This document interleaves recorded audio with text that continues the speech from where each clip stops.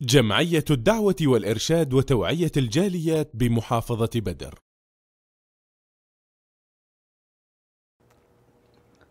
الحمد لله رب العالمين والصلاة والسلام على أشرف الأنبياء والمرسلين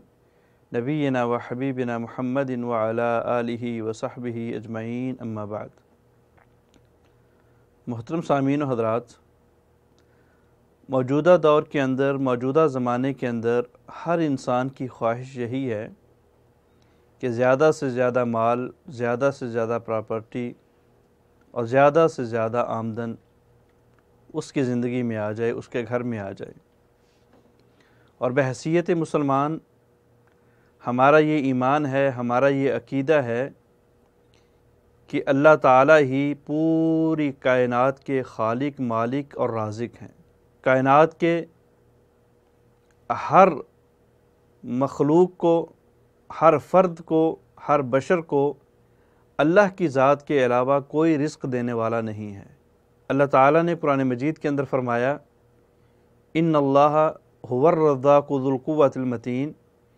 کہ بے شک اللہ ہی رزاق ہیں، مبالغے کا صیغہ، بہت زیادہ رزق دینے والے اور ہر ایک کو رزق دینے والے، کہ زمین کے اوپر کوئی چیز ایسی نہیں ہے جس کو رزق اللہ کے سوا کوئی اور دیتا ہو۔ اللہ سے رزق مانگنا ہے، اللہ سے رزق لینا ہے، لیکن اس کے لیے دو بنیادی چیزوں کو اپنا ماٹو بنانا ہے، دو بنیادی چیزوں کو اپنانا ہے۔ پہلی چیز یہ ایمان پختہ کر لینا ہے، یقین پختہ کر لینا ہے کہ رزق صرف اور صرف اللہ کے ہاتھ میں ہے۔ رزق کی چابیاں اور رزق کی کنجیاں اللہ کے ہاتھ میں ہیں۔ کوئی اپنا نام جیسا بھی رکھ لے، کوئی داتا بن جائے، کوئی غوث اعظم بن جائے، کوئی گنج بخش بن جائے، کوئی دستگیر بن جائے، یہ وہ اپنی صفت تو رکھ سکتا ہے، اپنا نام تو رکھ سکتا ہے، لیکن وہ ان صفات کا مالک نہیں ہو سکتا، کیونکہ ان صفات کا مالک صرف اور صرف اللہ تعالیٰ ہے۔ حضرت ابراہیم علیہ السلام نے بھی اپنی قوم کو خلاصے کے طور پہ یہ کہا تھا کہ جن بتوں کو تم بناتے ہو، اپنے ہاتھوں سے گھڑتے ہو، معبود سمجھتے ہو، وہ سارے کے سارے نکارہ ہیں، سارے کے سارے باطل ہیں، لہٰذا اے لوگو اللہ سے رزق مانگو، اللہ کی عبادت کرو، اللہ کا شکر کرو، وَإِلَيْهِ تُرْجَعُونَ، اس لیے کہ تمہیں اس کی طرف لوٹ کے جانا ہے۔ پہلی چیز، پہلا قاعدہ یہ ایمان بنا لینا ہے کہ ہم نے رزق اللہ سے طلب کرنا ہے، اور دوسرے نمبر پہ محنت کرنی ہے، جد و جہد کرنی ہے، تگ و دو کرنی ہے، اس لیے کہ اللہ رب العالمین نے ہمیں ہاتھ پہ ہاتھ رکھ کے بیٹھنے کا حکم نہیں دیا، بلکہ فرمایا وَجَعَلْنَا اللَّيْلَ لِبَاسًا وَجَعَلْنَا النَّهَارَ مَعَاشًا، کہ لوگوں میں نے رات سونے کے لیے اور دن معیشت بنانے کے لیے، رزق اکٹھا کرنے کے لیے بنایا ہے۔ اور اسی طرح اللہ رب العالمین نے قرآن مجید کے اندر فرمایا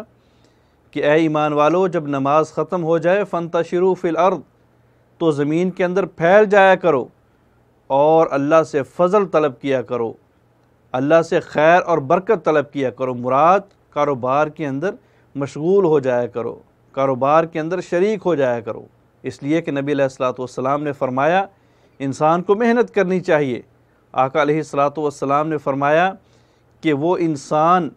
جو اپنی کندھوں کے اوپر لکڑیوں کا گٹھڑا لے کے آتا ہے، محنت کرتا ہے، محنت کی کمائی سے کھاتا ہے، وہ اس شخص سے بہتر ہے جو کسی کے سامنے ہاتھ پھیلاتا ہے اور دینے والا اس کو دے یا نہ دے۔